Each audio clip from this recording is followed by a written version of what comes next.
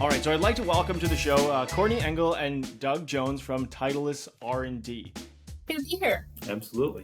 So I've got some questions here, and the first one I have is, so like in a crosswind, if you're just thinking of something that goes like straight right to left or left to right, is it more effective to hit a shot with, say, close to zero spin axis, kind of towards the direction of the wind and then have the wind bring it back? Or is it more effective to try and use spin axis to try and turn it into the wind to hold that stable line to hit it towards your target? I think it's really situational, Ryan, if I'm being honest. Kind of how strong that wind is. Your spin axis can only kind of overpower so much wind, for example.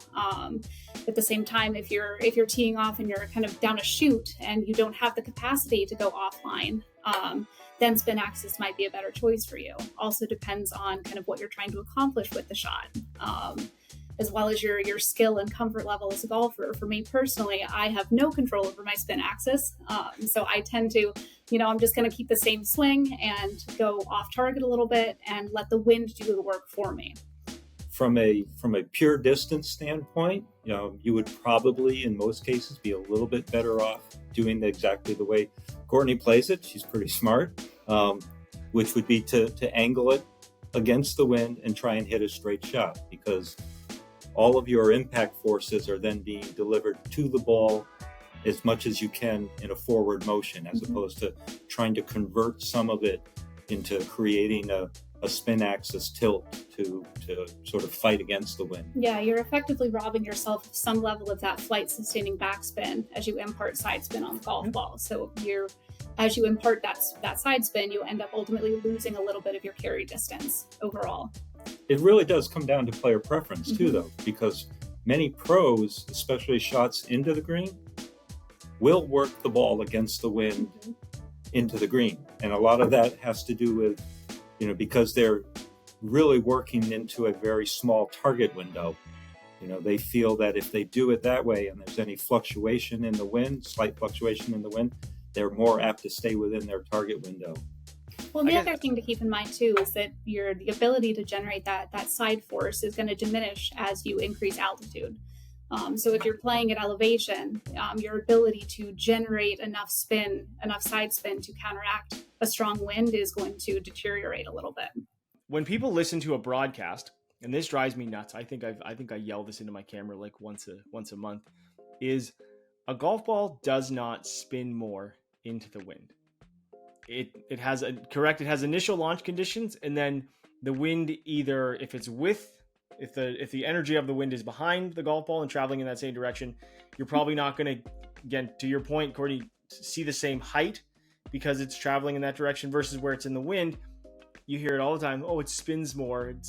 Where in reality, the wind is just imparting more force, opposing the golf ball in that direction, which creates more lift, causing it to rise faster, correct? You're exactly right. It's the fact that you've got this headwind, which is your lifting force increases with the square of the relative velocity of the air flying over the ball. So with that headwind, that relative velocity has increased. So both your drag and your lift forces are therefore increased, and that's what's providing the additional elevation. When it comes to dimples, like what is the biggest factor as far as changing all of those kind of characteristics of a golf ball? Everything from the configuration itself, the shape of the dimples, the size of the dimples, how many different diameters we're kind of packing around the surface, the overall dimple volume, kind of the depth of the dimples, all of that comes into play. And it's you can't really say that one is more important or has a greater effect on than any of the others.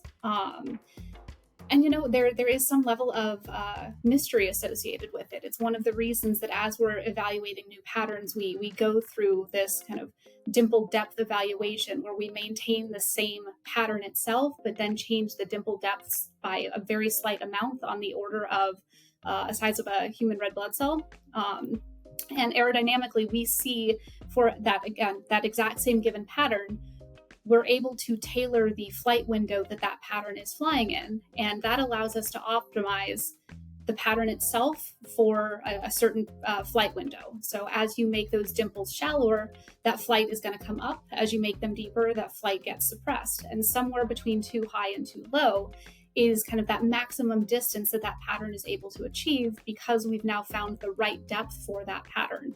But until we actually make and test, we don't know the answer to that. We can take educated guesses based upon, the 50 plus years that we've been doing dimple design and evaluation. But everything that ends up on a product is because we had to, make 50 different options, find the one that was best of those 50, and the other 49 get shelved. When you talk about like modeling and the way that computers work, and we're talking about something very small with golf balls as far as a projectile, it makes you think of, I remember listening to this extremely detailed podcast from Lockheed Martin and Skunkworks, and basically the development of a stealth airplane when they didn't really have it was like kind of guessing, and then they're going to fire this thing at, faster than the speed of sound. And it's like, well, we'll see what happens. We're going to spend a lot of money to put this plane together, and hopefully that once it gets to altitude, the whole thing will work. Which again, I feel like this is probably like a safer thing. We're closer to the ground. Our risk is a little lower than that, I think. Right. Yeah. No, it's perfect. Now, I guess that brings me to my next question. When you talk about engineering the outside of the golf ball, and that is, golfers can walk into a store and sometimes they'll see products that say straight flight or high flight or low flight, all those things. Is it possible with the dimple pattern, or is it more of a core design feature that would allow a golf ball to potentially travel straighter through the air? So actually, it's a combination of both. I mean, or you can work them a little independently, but the best scenario would be to work them as a combination. To have a golf ball generally fly straighter, you would want to, from a golf ball construction standpoint, build a construction that essentially had the lowest amount of spin that it would normally generate from an impact, right? So lower spin, again, more straight directionally, and then the best scenario would be to marry that with an aerodynamic pattern that had lower lift forces, because again, it is the potential for the lift forces, which are a function of both the speed and the spin, and the pattern that you have to cause a shot to go offline, to have curvature as opposed to being straight. So minimizing both of those two scenarios, spin and the aerodynamic lift forces, would give you the straightest shot. You have to design a golf ball to fly through different speeds, right? Because off a driver is very different than a wedge, but someone's, say, one person's 7-iron ball speed could be another person's driver ball speed. So how difficult is it to try and figure out how that all works together? So for golfers at both ends of that spectrum, they're getting exactly what they want from the performance of that golf ball. Actually, you just hit on probably one of our biggest challenges right there. And you're absolutely right. Like, every product that we make has not a specific golfer targeted, but a general indication that we feel that product would be geared toward that audience. At the same time, you have no control over somebody else wanting to try it. So any product that is designed has to not only maximize for the target, but it still has to be at least, superior for the non-target. And then, from an aerodynamic standpoint, that requires, Courtney's team to develop patterns which don't just have, in the sense of the bell curve, like a very sweet targeted window. It has to be, broadly performanced over a range of conditions.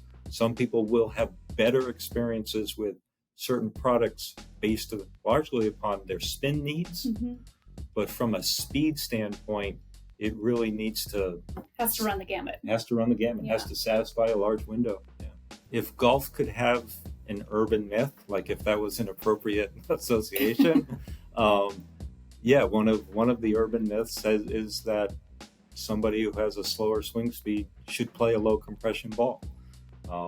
And that's not really the case. It's much more often someone who doesn't have as high a ball speed probably it benefits from a product that generates more lift. And Pro V1X's pattern generates more lift and is optimized at a higher flight window than either AVX or Pro V1. And this is one of the reasons that we build products in different flight windows, so that, again, different golfers having different needs can find one that is more optimized for their game.